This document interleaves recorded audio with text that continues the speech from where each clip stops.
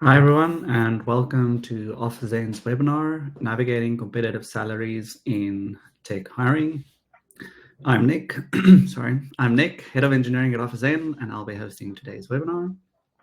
Before we dive into the event, we have some rules of engagement for today. If you have any questions throughout the webinar, please do post them in the questions tab out there on the right-hand side.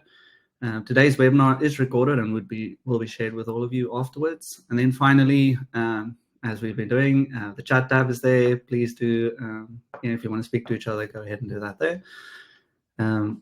Maybe give it a go. I see a few people here. We have some people from Cape Town. Hi, Sue, Liesel, Steve-O. And yeah, let's get going. Looks like that works well. Welcome again for those that have just joined. I'm Nick. And then just a few words about OfferZen. OfferZen is a developer talent marketplace that was founded in Cape Town, South Africa in 2016. Our marketplace helps over 2,000 companies in Africa and Europe hire curated job-seeking software developers. Companies on OfferZen can reach directly out to skilled developers with upfront information about their preferred stack, salary, and previous roles, and then make those hires in 25 days or less. If you're hiring or would like to browse the developers currently live on OfferZen, simply hit the I'd like to know more on the poll on your screen, and we'll be in touch.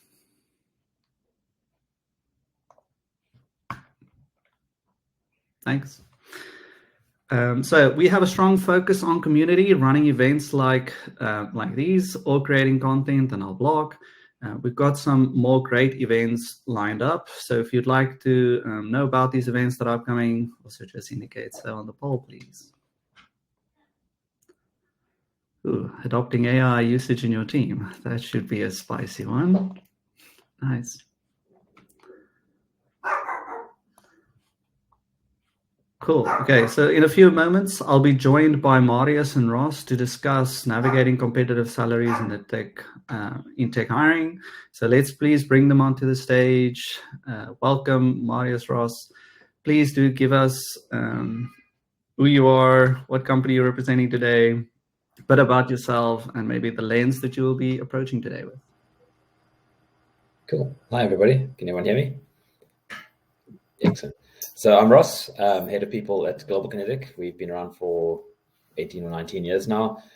We do software engineering. Sort of my lens and my focus is the people side. So I'm head of people. I'm what I call a recovering software engineer. So I spent 18 years as a software engineer before moving fully into the people space. So I know kind of what we do, as in what I used to do and what I wanted and needed in the role. And that made quite a nice transition into being the guy looking after people and bringing them in and developing them through their careers. So that's sort of my view as I present today. Hi everyone, Morris here. I'm with Fraction. We're a procurement software company. We offer procure-to-pay solutions for SMMEs in, we're global at this point, but we are operating mostly in the EMEA region and in the US. I've been with Fraction for close to a decade now. I started off as a solutions developer, reporting into the support team, and then worked my way up slowly, very slowly at sometimes, and up until recently, about a year and a half ago, where I moved into the VP of Engineering spot. But I am blessed with a great team. Our engineering department is about 20 people at this point. We started off with 4 when I was with them. So yeah, we're mostly just a bunch of cowboys running around doing some crazy stuff. And it's lots of fun if you can keep up with the pace. That's me. That's an intro, guys. Aren't we all? Let's maybe kick it off with some insights that we've been seeing on our side. So developers are still seeing, sorry, before I do that, let's just quickly cover the full, or some of the themes that we talked about today. So first off, we're going to talk about understanding the tech market, the current hiring trends, and some salary insights. From there, we'll go to effective salary benchmarking, which I'm sure people would be quite keen on. And then moving on to building trust through transparency, creating an open, honest and open salary structures. Then lastly, focusing on retention, keeping top talent amid all of these competitive offers out there. And then for everybody, just a reminder, if you have questions, pop them in the question tab. Alex, our superhero behind the scenes, will make sure we get some time at the end of today's webinar to answer a few of those. If we see some of them and it's on topic, we might just pull them in as we go, but we have some time towards the end. Cool. So diving into understanding the current market trends and some salary insight. Stuff that we've been seeing is that developers are seeing increases, but they're definitely not what they were some years ago. For example, we're seeing that for seniors, 2 years ago, they were getting an average of 10%, where now it's sitting at about 6%. And these are often for those high demand skills. That said, not everybody is equally affected by this. If the role is in more in demand, or it's kind of a niche role, those salary increases are still looking strong.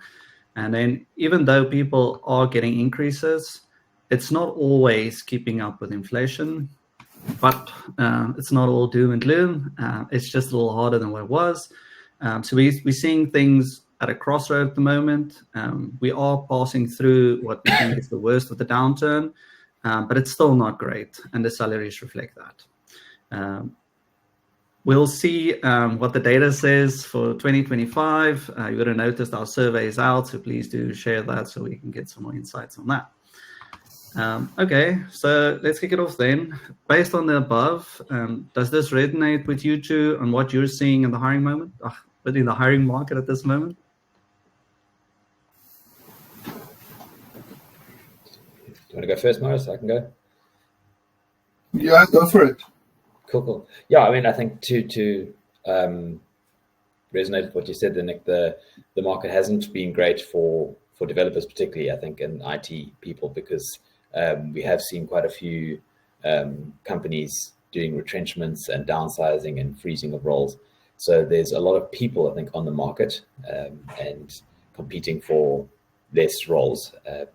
And you know what they want, people want is job security. So those that are in good roles at good companies are very much sitting still. So they're trying to stay where they are. And obviously our role as a company is to try and make sure people feel engaged and are working and happy and busy, so that they don't want to leave, but obviously making sure that they are still being what's there. And I think what we found with people that have moved, people have moved to different countries or different provinces, and they take roles. The biggest what I'm seeing in the supply and demand side of things is that people go to roles that seem attractive, and when they get there, it's not what they were expecting. So what says on the tin is not what they're actually getting to. So try and be as transparent in offerings as what your candidates are looking for when they actually come to work. Yeah, I would like to know what the statistics are on how long junior developers typically stay in a role versus intermediates versus seniors, because I would assume if you're a senior and you're in a good role, you know what you've got in the company, and then you stay there. And with the current economic landscape, you've got budgets shrinking, and then typically you would let go your weakest developers. If you have a senior developer or a specialist kind of role that's being filled, and they're doing a great job at it, you're going to do whatever you can to keep that person in that role. And they would typically know that, hey, the market isn't out there for them. There are less of those specialist roles available, typically speaking, if you compare it to juniors or intermediates. So they would also sometimes choose to stay out, to stay at the company and wait it out until better opportunities come along. So it might be what we've seen. I mean, the information you provided is on the past 2 years. It's not quite enough to prove a trend line or saying that it is on the down. It might have just been a little bit down last year and bits of this year, but it is looking up. I'm generally quite positive about that. So I'd be very interested to see what happens next year. But yeah, mostly agree. Cool. So I'm interested in knowing how is this affecting your hiring strategy at the moment?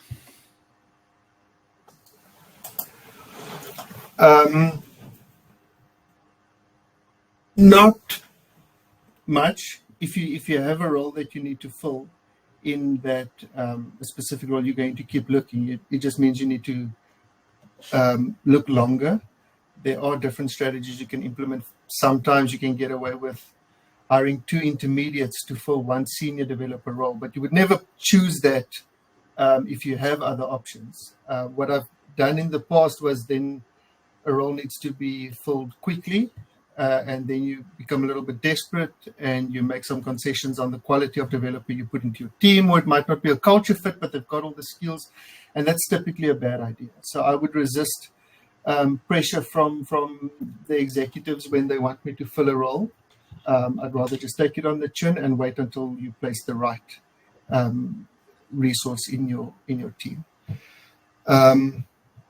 The senior engineers that I have seen, well, pretty much everyone says it, but I think the juniors and intermediate developers, they are a bit more lax about job security, because they are hopping every 1 or 2, 3 years. They are switching to a different company, so they don't care too much, and they feel might have a chip on their shoulder, thinking they can just find another job easily. So they want to go where the tech is interesting and where they enjoy the work that they're doing. But seniors, they want to know. They typically want to move to their last job. If they can choose, they want to move, and I'm going to retire at this company. So I've tried my best to communicate that in terms of culture when you do meet them the once or twice when they come into the office for an interview. You try and show them, like, hey, this is the kind of place where people want to stay. And that's pretty much what I do. Yeah, it's interesting because, we go through different cycles. So as you said, the cycle at the moment is that there probably are more people looking for work than not. So when there's a lot more people on the field, based on the economic stuff, it's, why are they in the field, sorry, and how do you gauge their readiness and their cohesion with your company? So we have found that our interview and assessment processes have become a lot more rigorous than they used to be. And it's got a couple of pieces. One, it's that if you've got 10 people applying for a role, you need to make sure that and if you again, depending on the criticality of the role, as Maurice said, is that, do you take the one you like the most based on their personality, or is it and their culture fit? But do they have the technical requirements? So Global Kinetic largely does a lot of managed teams. So we put a team together to solve a client's problem. So we need someone who understands how they fit into the full ecosystem. So we need to make sure that it's if they're a front-end dev or a back-end dev, do they know the architectures that they are working in? Are they understanding how to interact with the rest of the teams? Do they understand agile processes that we use? So it is interesting. I was listening to or reading an article someone posted the other day about an interview they had with us 10, 12 years ago. And we arrived. He came and he sat down on the couches in our sort of entrance lounge area, had a chat with Mark, my MD. I think he chatted with me as well. We discussed some of the architecture things we did, but we knew the chap from previously. And in the case of about an hour conversation, we hired him. There was no technical assessment, and he went on, did really well, and he's still out and about. And that was a generational thing too, where people who are full stack developers, they literally knew from the database through to the website, or if it was a website or a fat client API, they could do the whole thing. Whereas now we're all specialists in different roles. So you're a front end Python, you're React, you're Node.js. Everyone has their little pieces of the pie. So I think it's become a lot more important to understand the depths of your understanding as well as your breadth, so you know where they fit in. So when the market's full, you've got to be a bit more aware of that. And when you've got 10 people applying for the role, how do you pick the one that's going to be the right one? But when the market's tight, when there's everyone's you're all fighting for one candidate, it really comes down to your offering as a company. So you've always got to balance what we offer, what we bring to your table as a candidate, and then what you're going to bring to the team that you're going to join and the people, so that you're a cohesive unit. So I think let's dig a little deeper into that, because you mentioned if you're getting the 10 candidates, you obviously want to attract the right kind of talent that you're looking for. So how do things like salary and benefits play a part in that? Yeah, so you need to make sure. I mean, we've always said there's like a happiness triangle when someone comes to work for you. You know, are they when you're working at a company, do you feel satisfied in what you're earning? So your salary itself. Do you enjoy the people that you work with, and is the work you're doing satisfying and growing you? And obviously, there's tons in each one of those three elements. But if you can get that right, and your value proposition overall is better than your competitors in the market, that's kind of what you got to focus on. So when it's saturated versus dry, you've got to figure out which of the things you're most pushing and need to focus on. I think if they're in balance, you will be able to attract the right people all the time. So when it's busy and when it's not. Well, from my perspective, the big non-salary benefit you can provide is, of course, the work from home situation that most of us are dealing with now. But what I have found is to first figure out for your company what kind of culture you can allow, and then extend that to other candidates. Because during COVID, when we were all working from home and we were all very happy about it, we realized pretty quickly, now we don't need to search in Cape Town only anymore. We can expand it to other provinces, etc. And then we hired a few people. But then when we returned back into the office, even in a hybrid setting, every now and then you want to see some of your team members. And that proved to be a little bit more difficult. So since then, we've refined it in the sense where we can look for, we would prefer someone in the Western Cape at the very least. We've got a few people like that's 45 minutes, an hour away. We've got one person that's about an hour and a half away from us. So they come in for the big things. If we have big meetings or big days, then they come in. Maybe we see them once or twice a month. And that's the minimum, I think, of what would be okay, to at least see the team members that you are working. That's just how we prefer it, and that's what works under our culture. But the ability to be able to play around with that opens you up more to makes more candidates available to you at the end of the day. Then you can look at other people in smaller towns, and they don't want to relocate from that. They don't have many opportunities to consider anyway, except if they want to work at US house or something.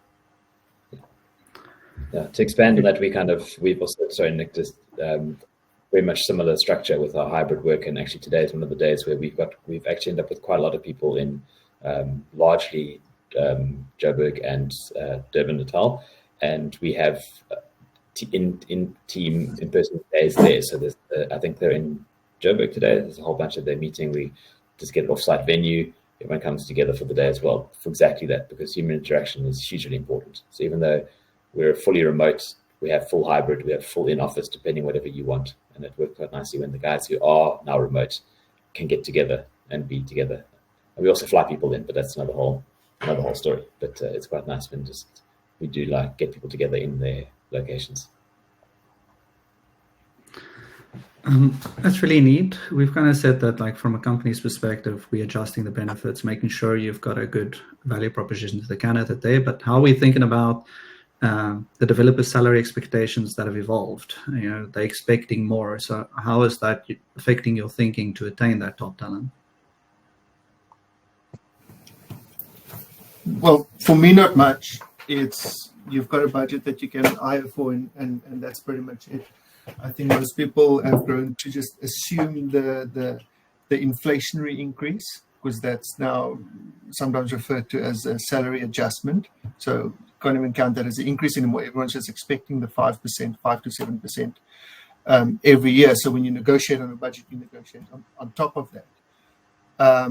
But the great thing about using a platform like OfferZen to plug it, it's you get to negotiate with from a starting point. Sometimes you negotiate higher salaries if they've got a lot of candidates. A lot of companies, because the specialist roles and the senior developers, they will very quickly have a lot of opportunities on their hand, and then they can start shopping. Then sometimes they also their attitude changes a little bit. Now you have to sell yourself to the candidate. I don't like that really much. the fit should be obvious. They should want us as much as we want them. And in that sense, the pre-negotiated salary is usually fine, give or take a few percentages, because that's part of the game, I suppose. That's my experience. And I think for us, I mean, again, you might have probably experienced something. If you're hiring a junior to a seniors, by the time you've done a few years, you kind of know where you fit in the brackets. You understand your worth, you know what you bring, and your salary, while it might be high, we're probably going to be on the same page because we know what these bands are. When you're junior, and I remember being that myself, you go in, you're a bit more bulletproof, and you're like, I've got my degree, I've done 6 months of work, I should be earning this almost senior, and that's where the negotiations often have to come in. And it's OfferZen again is a great platform for this because you know the guys put their candidates there, but they've also spoken to their I don't know what you call it, the handler in the background, so they you know what the reality is of the band you're in, and sometimes you just need to have those conversations and align people. But generally speaking, when you get into a mid senior, people know their worth, and then again it becomes a conversation of with what you expect. There's always value add in someone who's quite expensive. If someone is senior, but they're passionate about what they do and they add value, they're adding more value to you as a company than just the rands and cents, because they're probably doing a lot of mentorship, they're probably growing a knowledge base, they're probably helping research new pieces of technology and bringing that value back in as well. So some people have more value than just their day-to-day skill. They may be an amazing Java developer, but they might be offering a whole lot more in the architecture space, in mentoring, in training. It's in team involvement and the soft skills. Exactly. Yes. Yeah. Just awesome. Yeah, I think that's something to put a price on, to have an effective team member is what we'll want. I think whilst we're talking about the rad and cents, let's jump over to the second theme for the day, talking about benchmarking to stay competitive in this ever-shifting market. So I kind of share what's happening in the market, and typically benchmarking is a good place when you start off hiring. So I'm keen to know, what are your reliable data sources when it comes to salaries? So from our side, we've OfferZen we've been using you guys for quite a few years now, about 5 or 6 years. We've sort of when we go through the big hiring phase, we've always had an internal team, but we've always managed to find augmenting as well. So the reports that you guys put out, we do use PayScale as well to look at what's in the various things. It's a little bit more effort going in that route, because if you look for a senior .NET developer, you'll find a rate. If you search for a senior .NET engineer, you'll find a different rate. You search for a senior .NET backend developer, because depending on how people define their roles, there's these things.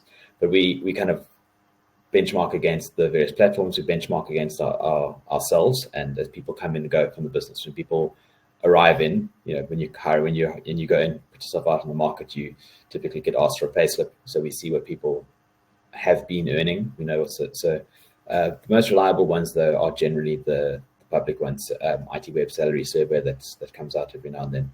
You look at those and see, and we try and always be, you know, it's the try is always to try and be ahead of that that curve if possible, provided we can support those rates. I'm actually interested, Ross. Have you ever had a situation where you're negotiating and it gets close? Because you typically see the candidate's pay slip when you're pretty close to closing the offer, and then you find out, like, okay, what they're actually currently earning and what they're asking for, there's a pretty big difference between those two numbers. Does that change your perception of the candidate? Or sometimes you get a smooth talker that can be really convincing, but someone's worth is their worth at the end of the day. Yes. So again, because we now do quite a good interview, and we try and keep it quite light. We do quite a good technical interview, and there's an assessment that's generally done. So we took on the technical roles. Some of them are like a business analyst, project manager. It's not always as technical, but sometimes, yes, you eventually get down to that end piece, and the salary slip to what they're going is quite dramatic. But if they've done all that, and you can also see the years of experience they've done, the things, if they're in our band, if they're in the right band, that's fine. You know, we'll do our best to match what they've asked for. There are times when if you're on the fence, you know, it's like you might be going, the person's good, seems a little high, then you see that slip and you go, okay, well, maybe we've got a bit of negotiation. And then it comes to communication and transparency with them, going, look, you're over you're in the band, but you're pushing the senior level. You looks like you're sitting here. Let's talk about it and have a discussion around that and see what we can do. It'll be fascinating to see from our guys on team now who are listening to this to see how many of those, if that happened in that process. But typically we'll have that conversation, because your worth is your worth, as you said. So if you're earning 20,000, but you think you should be earning 30, and you've interviewed through and we haven't yet gone, ooh, this 30 is too much, then it's fine, because we want to pay you. If we are concerned and we're having those conversations, I think we mentioned this before, one of the earlier discussions, that what we might do is go, well, it seems a bit high.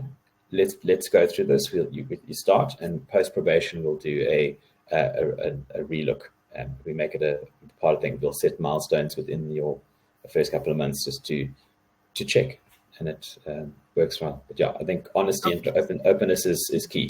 And transparency, yeah, you got to just be open on the way. I think sorry, go Marius. I've had a few cases where a candidate was in a fairly junior, the specific candidate I've got in mind, but they were at a company and it was a great opportunity for them, but their salary has been stagnant for a few years. And so they missed a few salary jumps, and they're looking for the next move to make up for that, and now be a bit of a jump into their next category. But I found that they were upfront about that. So if you're in the job market and you are looking for a role, if you're upfront with that not in the early stages, you don't want to talk about money then, but eventually, before you send your salary, your slip over and stuff, and say, and put the disclaimer there, like, this is the reason for the big jump, just to explain it away. Otherwise, you're letting a recruiter make up their own mind. Yeah, I think we'll delve into transparency in just a moment. I just want to take a step back and take us to the benchmarking again. I'm keen to know, how regularly do you guys review and update your benchmarks that you have? For us, it's at least twice a year. Yeah, we actually do it twice a year. Whenever we have an increase cycle and a bonus cycle that run in different parts of the year. So usually around that time, as we're doing that, we go and just check and see where people, especially people who've been with us for a few years, if they haven't yet moved up a role, but they're in, say, an intermediate role, we go and have a look again, like, how are people? And we benchmark internally and externally. So we also look at the team and see how's everyone stacking up. Is there anyone who's been left behind? This person's been here a while. Let's have a look, see. So we try and do an internal benchmark and an external check at least twice a year. Just because you'll touch on it later, Nick, but yeah, it's part of that transparency thing. So it's the best way to do it, we found, because we need to. It's just so it has been a need for us to do that. And then obviously, every time you open a role, if it's a new role or haven't done that role in a while, we pop in and go and look and see, are we still playing in the same field? Yeah, that's the difficult one to do, is for a role that doesn't exist yet, where to place them. Because if you're replacing a role, you know what number more or less you're looking for. Internal benchmarking, we sort that out by way of performance reviews and KPIs and stuff. So, yeah. Cool. So you mentioned you do them twice a year, Ross. What pitfalls did you come across in doing those so regularly? Pitfalls. Yeah. What could have gone wrong? Any things that people maybe should look out for? Like for us, for instance, what we've seen plays quite a big role in the benchmarking is the industry plays a big factor. In the financial sector, salaries tend to be quite high. So if you're going to do benchmarking and you don't consider the different industries, you might be, either putting too much or too little out there on the field. Oh, I feel like I should be calling the FD for this one, but yeah, I don't think we've had any pitfalls from it. I mean, it can be a bit of a time process to go through, but it just feels for us so far it's worked out quite well. So I don't know if there's any pitfalls to doing it per se. On my side. Cool, Marius. Anything on your side? No, I've using OfferZen, there's not many pitfalls. You just need to convince the higher ups or the people that free up the budget for these roles that a certain salary is a certain position is actually that salary, and sometimes they try to push you into a lower one, and you try and get by with it and stuff, and you end up wasting more time than anything else, because you might get lucky finding the right person for a role, and then they don't exactly know what they are worth. So if you're using proper benchmarking sources, you get to use that in your defense when you actually go and ask for the budget to fill a specific role, or they must ask for a different kind of role, but we are usually the ones asking for it. So yeah. Okay, I think let's continue the transparency conversation. So maybe why is the transparency in the salary discussions critical for that trust? Ross, I think you were deep into it. Yeah, I mean I know some people, you hire for a role, you put a role out, and you don't talk about the salary offer at all. So as a candidate, you go in and you interview and you do an assessment and you do another interview, and you still don't know. And at the end, they go, right, what would you like as your salary? And it's a bit like, well, I want this. No, we're only offering that.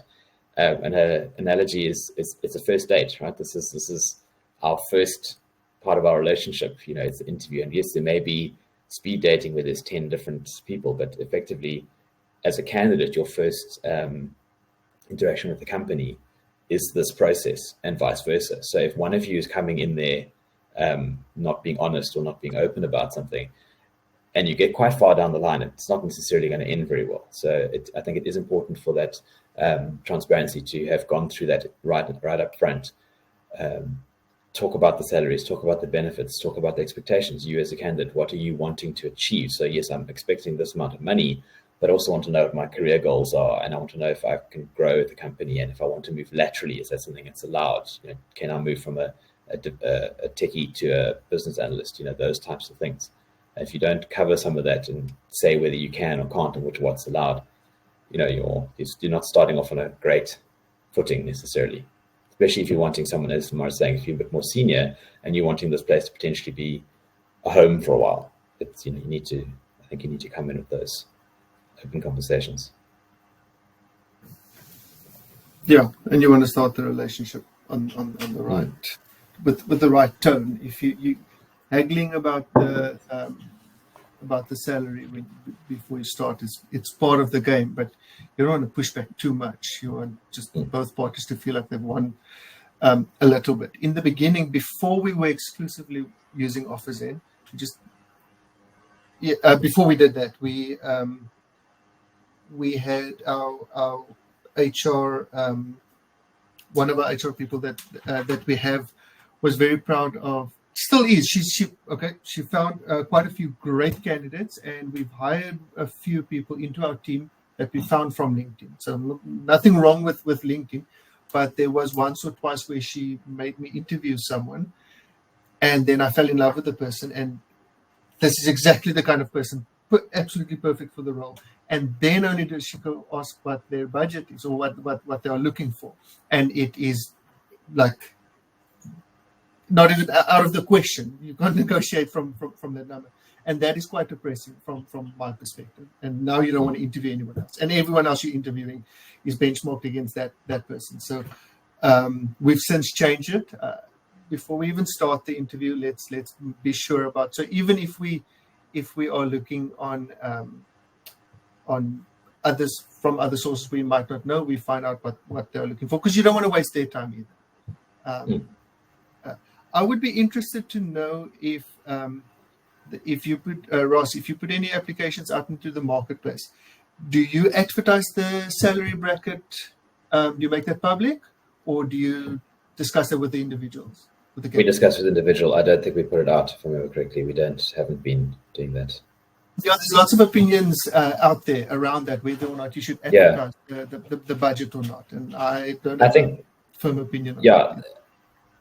Because we do work within bands, and so we don't stagger people through the company in like junior level 1, junior level 2, but you kind of know there's a band. So if someone's been with, you know, if you're a 1-year junior or a 3-year junior, we expect that there's a growth path. So if you just put, say, 80,000 Rand as this job spec, everyone's going to apply for it. But if you know what the band, so yes, hence going back to the transparency, you need to have those discussions early in. I think I'm trying to remember. No, so we do ask it. So like if we're using our internal team and we use Bamboo HR as our CRM.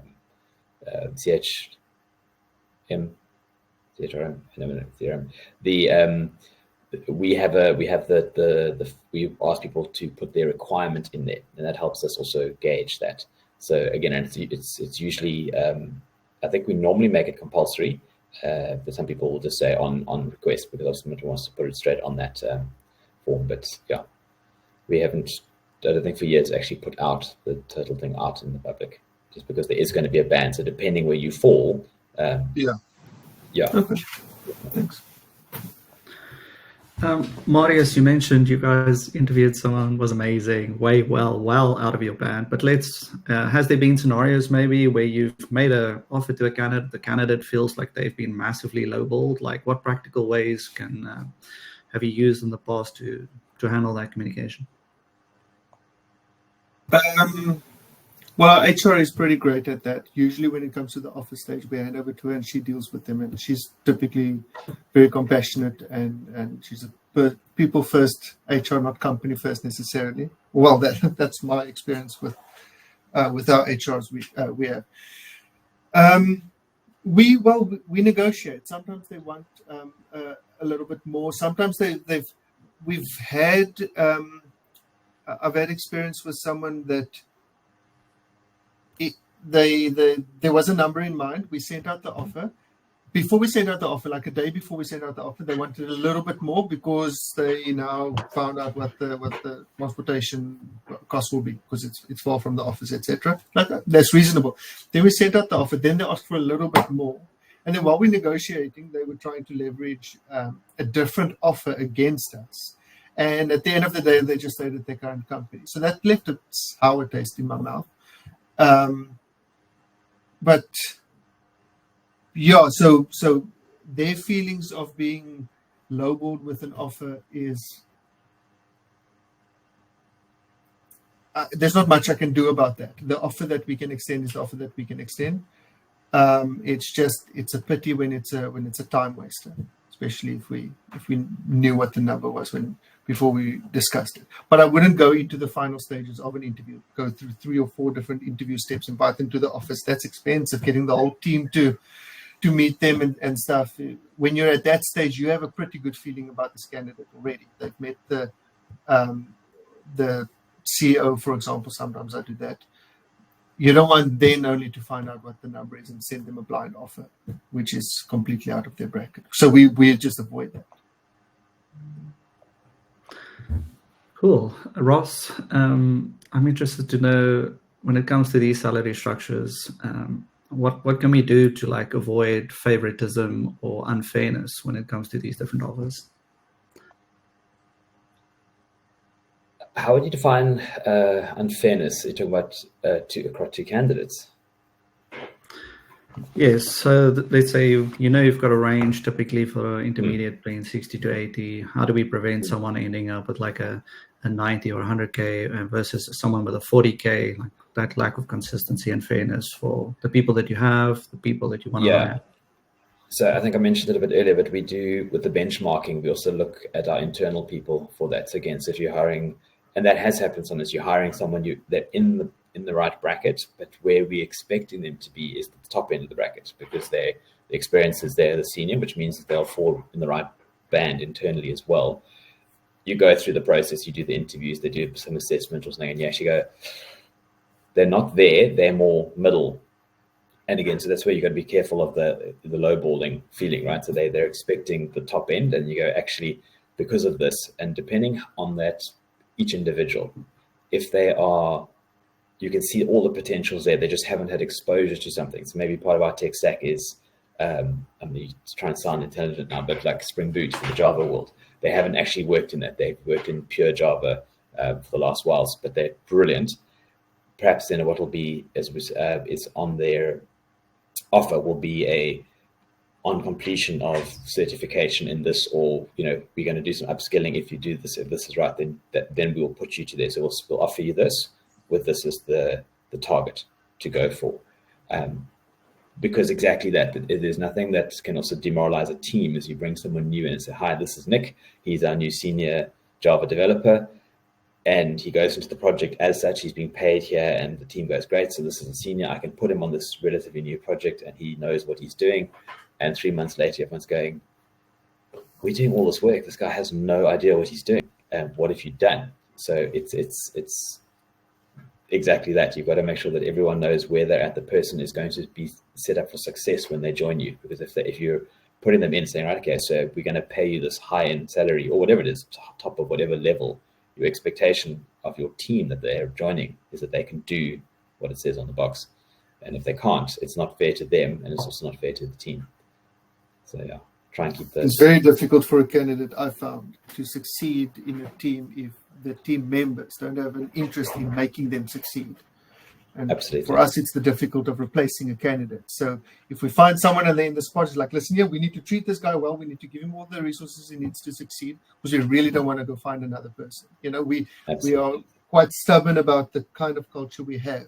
So when we allow someone in, that's a gift to that person when we include them in the jokes, and every now and then make fun of them. That's well done. You are part of the team now. You have to fight your way to get out. So yeah, you want to hire people that would form part of the peer group. We've had a few candidates that they would be perfect, and I know I could convince the CEO or the CFO to allow for a bit of an extra budget, because this candidate is absolutely perfect. But the reality is you would out-earn everyone in his team by a significant margin. We could. It's a key role, but you can't do that. You can't have someone that's now clearly in a different space from the rest of the team. You will feel alienated. Okay. Cool. Moving on to our last theme, retention.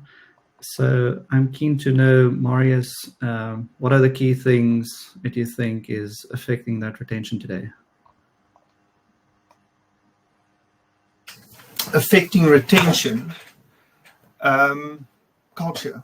To me, it will all come down to culture. If you're not in the right space, if you feel like you're not in the right space, you will find all the reasons to move on. And if you're a senior or a specialist, even intermediates, even a strong intermediate, they'll be able to find a different role very easily.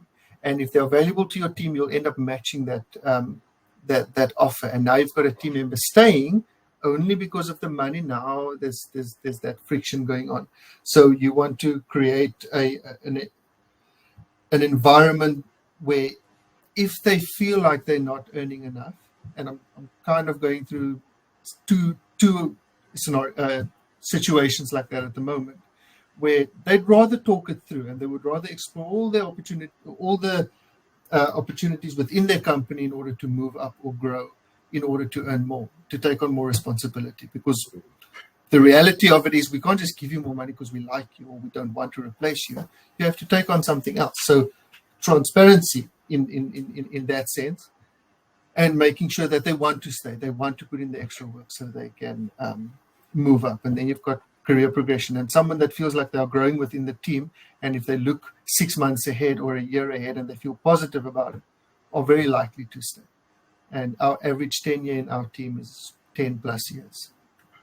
Actually, it's wild. It's not. Oh well, it's lower now because we grew quite a bit, so we've got quite a few below 3-year engineers. Yeah, that's amazing. Yeah, I mean, just to echo that, it's the culture, and the culture, I think, with retention comes with stability. People want to feel they can be there, trusted and happy. Obviously, you want growth. You want to have some ability to innovate in what you're doing, and a certain amount of independence. I think that's a difficult one to sometimes get right in the tech thing, because independence, and I think Maurice, you said, like, we want to be cowboys as devs. We want to get out there and do cool stuff and throw in a new piece of tech all the time. But that's there's always then stability of your code base as well that you need to worry about. But I think, with your culture, with feeling of belonging, you have growth, you have purpose, you have a bit of autonomy, and you've got stability in what you do. Those are important bits. There's obviously, you can unpack all of those into how you affect those things, but that's all the important pieces. I think that ties in nicely with, you could probably use all of those as like non-financial ways to retain people within your teams. Do you guys have any other benefits that are maybe non-financial that you also put on the table if you'd like to share? We have pretty cool socials. Every now and then we've got a nice office, and the office is divided into the engineering department and the rest of the office. And the rest of the office is sometimes a little bit scared to approach us, and we like it that way. We've got a bar fridge that we keep stocked. And the aim is to create the kind of environment where people want to come in. You don't need to force them. You don't need to drive it with HR policies. You have to be in the office 3 times a week. It's like, no, people come in whenever they come in. We have certain office days, and people rock up during that time. So just create a fun environment. It's not always easy, but or possible, I would say. But that's what we have done, and it's working out well so far. Yeah, it sounds very similar. Also, it's nice to be in the office. I mean, Nick, you've already members of the office spaces. It's always a fun place to be. And then the things like learning, training, development, access to us helping you get to where you want to be, the tools that you use to do your job. So, if you've got a decent laptop, have you got the right stuff? Is there, the physical environment, the social environments. Again, we have epic year-end functions. We have great team builds that we run. We fly everyone in at least once a year to actually meet all the teams together and have some good times together. So those are all, as if human interaction is still very important. So even in that we do remote and hybrid, it's really nice to get people together where they are, and then sometimes all back together at the mothership, so to speak. Yeah, from our side, we've actually found that like work-life balance is becoming more important for people, probably after the COVID experience, the work from home experience. Yeah. And even like having quite I would say a giving, like a lot of annual leave also plays a big part. One of the things I love at OfferZen is we actually have an unsick day, which is like another annual leave day with no questions asked. So it's like one of those things that you can actually put out into the world and attract that top talent, not just attract the top talent, but also people can stay because they might not have those kind of benefits elsewhere. So there's quite a bit, I think, that people can tap into to keep the people you did so much hard work in getting in the first place, which is probably another talk all onto itself.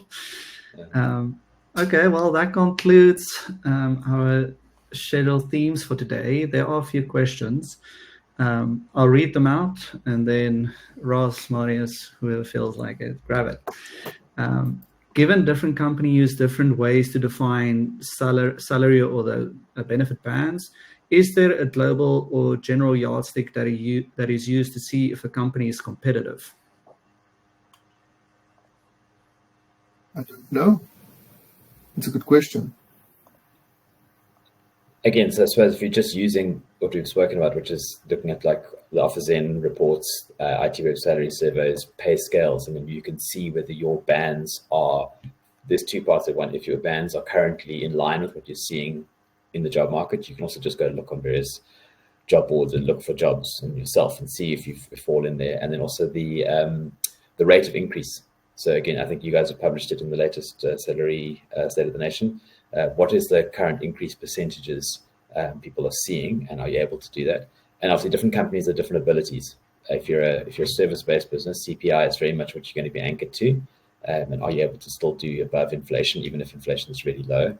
And if not, yes, if you're a product annuity kind of income, potentially you can do more. Breaking the budget. Nice. Another question: how do you calculate the worth of an engineer?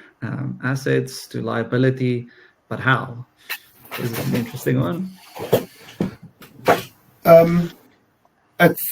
at Fraction, because we develop a product and we sell that product, so your worth at when you, because we're not an enterprise level company, so we can't get talent in at the top end of their margins. We don't get the best juniors, best seniors, best intermediates. We kind of get in the middle to lower end when they come in at Fraction. But usually, because they stay for a very long time, they grow within the company.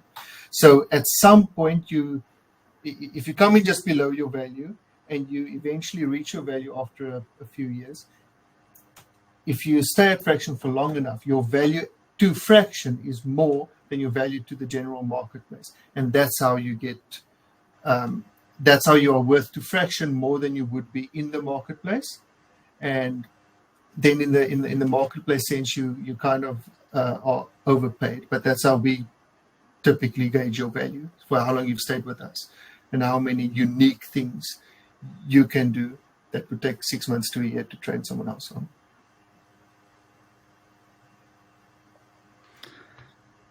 Awesome. Our last question for today, probably another spicy one. What's your opinion on why developers are underpaid? It is a spicy one. I don't think developers are underpaid, actually. I think again, I'm not really in other than the IT industry salary-wise, but we do seem that developers are, for years of experience and work impact, what's expected of engineers, I'd say pretty well paid compared to some other fields. I'll throw the standard in. If you're a teacher or a medical professional, for what you're doing, you're not getting what you should. I think the engineers have seen that who are underpaid, because sometimes you get engineers who are paid exactly what they should be or more. They are just really good at communicating their value. But the ones I've seen being underpaid, as an engineer, you are things oriented. You are interested in things. So you don't want to deal with the soft skills. You don't want to talk to people. You don't want to play that corporate game, which I understand and I appreciate that. But you're not going to communicate your value very well then. And you're going to be dealing, when it comes to asking for more money or asking for a promotion, you're going to be dealing with people who deal with people for a living. So they're kind of going to run circles around you. Sales typically would earn exactly what they're worth, because they are very good at dealing with other people. And I've seen some engineers where they're more focused on, they want their work to do the speaking on their behalf. But unfortunately, as an engineer, if you write code or you work in a technical sense, not a lot of people actually understand what you are doing. So it's very difficult to communicate that. That's why you have to go into the office and be loud and talk a big game. The work is going to be the work. You're going to be fine. Just that's how I feel about it. Just get the work done. That's fine. But you're going to have to play the game as well. Yeah. It sucks, but it's true. Yeah. Okay, we still have a few minutes, so we'll take one last question. This one is not as spicy. What advice would you give candidates negotiating their salary expectations? I would say do the same sort of homework if you can. See what other roles are offering, other companies. So look at the companies in your area. Make sure, because to your point, there are definitely, and to the previous question's point, I suppose, there are many companies that do pay software engineers very badly. We have had people join us, and you go like, how has this brilliant person been earning this little before? And how, but you don't know what you don't know. So I think my advice to candidates would be also look at the industry. So if you're moving into a financial focused one versus maybe work, because again, the tech firms in different industries will have different budgets, because some industries don't pay as well at the end of the day. So yeah, just try and know your worth. Reach out to people, just many people. Get hold of Nick at OfferZen.com, find out what the market's worth. Some practical advice in that sense. If you're a junior, try and take on any responsibility you can. If there's a senior that doesn't want to do a bit of work, just take it on. Do whatever you can. Just take on responsibility. Not necessarily more work. Being busy means you're a well-utilized employee. Having more responsibilities makes it more difficult to replace you. Because if someone is going to give you more money because you want to leave, it's how difficult would it be to replace that person? That's how we, at the end of the day, quantify. So just take on stuff, even if it's not necessarily in your specific skill set, even if it has nothing to do with programming. Don't go volunteer to sweep floors and stuff, I'm saying, but take on more, just increase your visibility, make it difficult for people to ignore you at the end of the day. Yeah, because we work in team structures, we always encourage our juniors to listen to their seniors, take advice, ask them for advice, and for the seniors also to remember that they are able to train and guide people below them to be as good as them. So yeah, so it's to that point, learn, take on, grow your skill set, and communication is important. So find your voice. Well, thank you.